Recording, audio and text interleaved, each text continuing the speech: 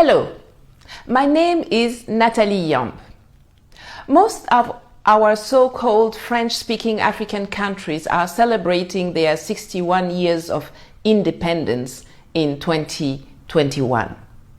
In no particular order: Cameroon, Togo, Senegal, Mali, Niger, Madagascar, Ivory Coast, Burkina Faso, Chad, Congo-Brazzaville, Gabon, Mauritania, and the Central African Republic, where I currently stay, come to mind.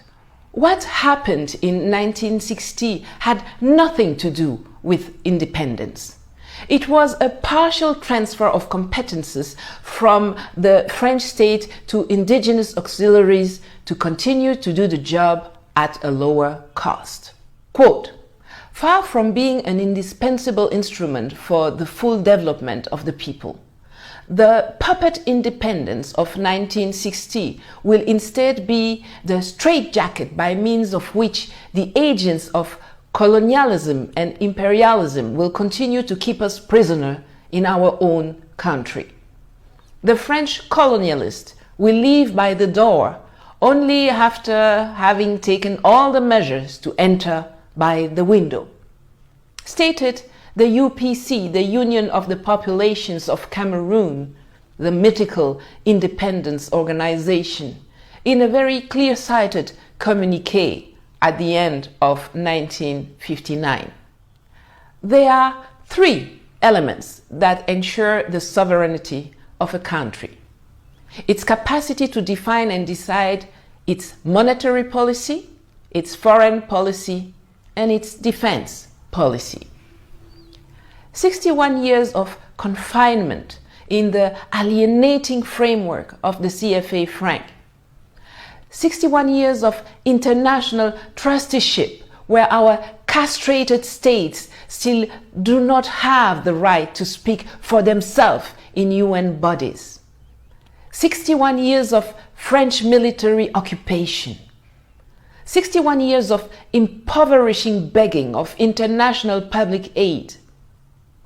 61 years of submission to the dictators, short of solutions, nostalgic of archaic feudality, are the proof that we are very, very far from being independent.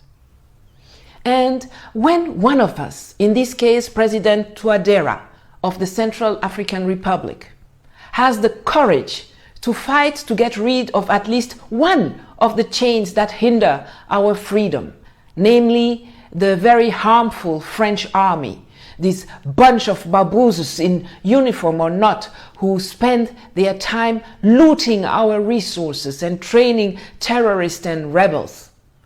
Instead of supporting him energetically or even discreetly, some presidents of neighboring countries rather put their territories at the disposal of the French enemy to destabilize and harm the Central African people.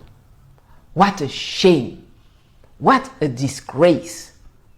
What a despicable behavior! The German philosopher Nietzsche said, "When you have faith, you can do without truth."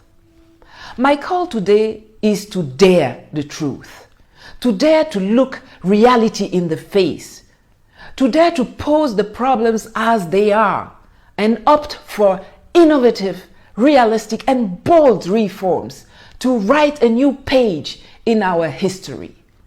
A page where we declare our independence by glorifying our human rights, where we name all the infringements of these rights since 1960, and where we solemnly proclaim the break with the existing model by kicking the French, their soldiers, their companies, their currency out of our continent, by establishing the parliamentary regime, by sacralizing private property, by liberating justice and the economy, and by giving the land and the power back to the individuals and the populations and not to the state and its animator.